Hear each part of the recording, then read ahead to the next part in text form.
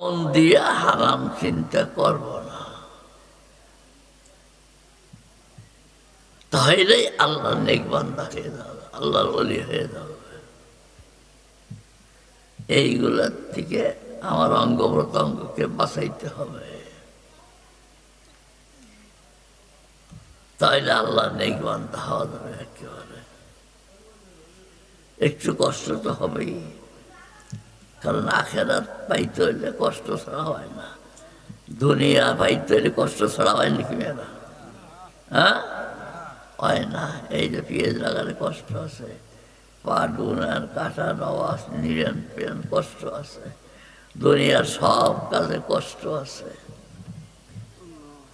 এই যে সবাই যাই না মাঝে মাঝে রাত্রি, অনেকজন আজকে রাত্রে অনেক, এর তো অনেক রাত্রে আসি, যদি কোনো বাজারে ভাবতে পথ হয়, দেখি যে দোকানদাররা দোকানে বসে দিছে, সবাই না দোকানে বসে দিচ্ছে, রাত 12টা 1টা 2টা বাস দোকানে বসে দিচ্ছে। কি আশ্চর্য ব্যাপার! এইরকম মেহনত যদি আমরা আল্লাহকে পাওয়ার জন্য করতে পারতাম, একেবারে বান্দা কামিয়াব, সঙ্গে সঙ্গে কামিয়াব। একেবারে আল্লাহরে পাওয়া যায় হলো শেষ করতে। কোন সময়? আমি আর কোন সময়?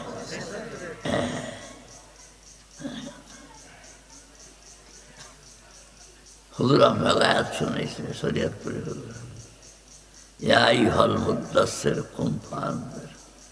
আমি একটা শুনি, আল্লাহ বলছেন ইয়া আইয়ুহাল মুযাম্মিল কুমিল লাইলা ইল্লা কালিলা। আল্লাহ বলেন হে কম্বলওয়ালা, কম্বল গাইতে শুয়ে রয়েছেন রাসূল সাল্লাল্লাহু আলাইহি ওয়াসাল্লাম। আল্লাহ বলতেছেন হে কম্বলওয়ালা ওঠো, কুমিল লাইলা ইল্লা কালিলা, রাত্রে জাগো, সামান্য একটু ঘুমাওয়ার বাকিতে সব জাগো, কারণ আল্লাহ পাক শেষ রাত্রে এই আকাশে আসে। সেই সময় যে আল্লাহ কাছে কিছু চাওয়া যায়, বাস কাজ হয়ে গেছে।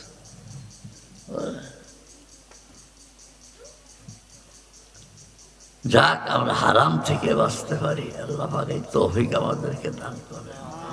কোনো কাজে হারামের আশ্রয় নেব না, আমার যতই কষ্ট হোক হারামের আশ্রয় আমরা নেব না। আল্লাহ বলতেছেন, আল্লাহ নবী বলতেছেন ইত্তাকিল মাহারিমা তাকুন আবাদান নার। হে আবু হুরায়রা, হারাম থেকে বাঁচো। বললেন নেক কাজ যতই করি, এক কথা বলে দেখি প্রথমটা কি, নেক কাজ ইবাদত করতে হইলে পরে কি লাগবে? কি বলছি মনে আছে? বুঝে গেছে, খালোই ভালো হইতে হবে। মাছ মারলাম রাত ধরে, কিন্তু খালোই ভাঙ্গা থাকবে নাকি? হ্যাঁ, খালোই ভালো হইতে হবে, দেল ঠিক হতে হবে। বাস হারাম থেকে বাঁচি, আমি বড় আবেদ হয়ে যাব। এখন যে দুইটা কব, এ দুইটা আরো কঠিন কষ্ট। আহসান ইলা জারিকা তাকুম মুমিনা। এই যে আল্লাহ রাসূল বলছেন, তুমি যদি একজন খাঁটি মোমেন বান্দা হতে চাও,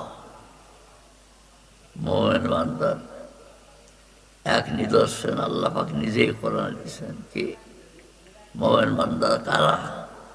যারা খুশু খুজুর সঙ্গে নামাজ পড়ে। খুশু খুজু মানে দেলকে হাজির রেখে নামাজ পড়ে। মুসল্লি মসজিদে, কিন্তু দেল বাইরে, কাজ হল না।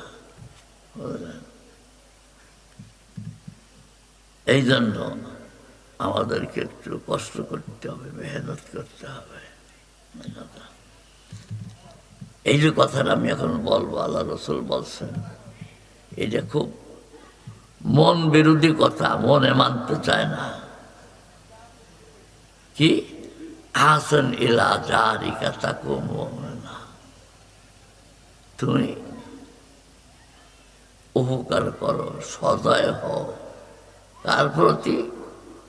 তোমার পড়শির প্রতি, যার মানে পড়শি, ঘরের কাছে যার ঘর, বাড়ির কাছে যার বাড়ি, তাদের সঙ্গে ভালো ব্যবহার করো। একথা রাসূল বলেন কেন? ঘরের কাছে যার ঘর, বাড়ির কাছে যার বাড়ি, তার দ্বারাই ক্ষতি বেশি হয়। কি ঠিক না বেশি? মেয়ারা ওর কুড়ে এসে ধান খায়, ছাগলে মরিচ গাছ খেয়ে ফেলায়। কি ঠিক না বেশি? এই যে কষ্টটা আমার দিল, আমার ক্ষতি করলো, এখন কি তার সাথে ভালো ব্যবহার করা মনে চাবে? ঠিক কথা কই মেয়ারা? চাবে নাকি? বরং আমার মনে চাবে কি, ও আমার ক্ষতি করছে, আমি ওর ক্ষতি করব। কি ঠিক না ঠিক? হ্যাঁ, একজন আমার ক্ষতি করবে আর আমি তার উপকার করব, এরকম তেল বানান সাংঘাতিক কঠিন। নামাজ পড়া সহজ, জিকির করা সহজ, সব কিছু করা সহজ, কিন্তু এইরকম তেল বানান সাংঘাতিক কঠিন। কি মেলা বুঝবার পারছে কথাটা? কেউ রাজি হবো নাকি আমরা? আমার উঠানে দাম খেয়ে বেড়াইতেছে, আর একজনের কুড়ায়, আর আমি তার উপকার করব, আমি তার সঙ্গে ভালো ব্যবহার করব, এটা কি কারো মনে চায়? কথা কয় না, কারো মনে চায় না। অথচ রাসূল সাল্লাল্লাহু বলতেছেন তুমি তার উপকার করো, তাহলে তুমি মুমিন হতে পারবা। এই যে কঠিন কাজ, এই কঠিন কাজের হুকুম দিচ্ছে আল্লাহ রাসূল। ক্ষতি করলে কিচ্ছু তাকে বলা যাবে না।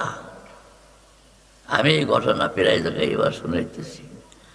আম্মা জান আয়েশা রাদিয়াল্লাহু আনহার ঘরে যেদিন রাসূল সাল্লাল্লাহু আলাইহি সাল্লাম আসবেন, ওই দিন রাসূল সাল্লাল্লাহু আলাইহি সাল্লামের জন্য কয়েকটা রুটি বানিয়েছেন। ওনাদের টানাটানি সংসার, অল্প করে রুটি বানাইছেন। ঘরে রাইখা হয়তো কোনো দরকার একটু বাইরে গেছেন, পার্শ্বের গড়ালার ছাগল এসে রুটি সব কটা নিয়ে চলে গেছে। মেয়ারা ঠিক কথা কও, এই যে রুটি সব কটা নিয়ে চলে গেল, তাহলে আমাকে যদি আমার সাথে এরকম ব্যবহার করতো, আমার ঘরের রুটি যারা ছাগল নিয়ে যেত, আমরা কি করতাম? কম। হ্যাঁ, কি কয়? এই জন্যই কইছি যে নামাজ পড়া সহজ, জিকির করা সহজ, কিন্তু যে আমার সঙ্গে খারাপ ব্যবহার করবে, তার সাথে ভালো ব্যবহার করা সাংঘাতিক কঠিন। কি ঠিক না ঠিক? আর এই কঠিন কাজের হুকুম আল্লাহ রাসূল দিয়েছেন, এই কাজ করো। আহসান ইলা জারিকা, তোমার পড়শির সাথে ভালো ব্যবহার করো। অথচ পড়শির দ্বারা ক্ষতি বেশি হয়। এই বললাম, ওর কুড়ে ধান খায়, ওর ছাগলে খায়, ঠিক না ঠিক? গরু খায়, গরুর খায়। হ্যাঁ, তারপরও তার সাথে ভালো ব্যবহার করো। এই যে সাংঘাতিক কঠিন কাজ, এর চেয়ে কঠিন আর নাই, মনে মানতে চায় না। আমি আর একটা বলি, এই পাশে আমার ঘরের পাশে যার ঘর, সে বেটা পয়সা আলা, ওপর থেকে আসে এই মাছ গোস্ত কিনে খায়। আপনি বা আমি হলো গরিব মানুষ, মাছ কেনার গোস্ত কেনার সৌভাগ্য সবাটে হয় না। দিন পরে একদিন এত করে মাছ কিনলো, ব্যাগ দিয়ে একটু গোস্ত আনলো। এখন লোকটা তো মোটামুটি একটু ভালো, গোস্ত পাকাইছে। এখন স্ত্রীরা কয়েছে ওই পার্শ্বের ঘরে একটু তরকারি দিয়ে তারপরে আমরা খাবো। এমনি আর আমাকে দেখে স্ত্রী কি কয় শোনো, কয় কি কয়, ওরা দেখি দৈনিক গোস্ত এনে খায়, তোমারে কয়দিন দিছে?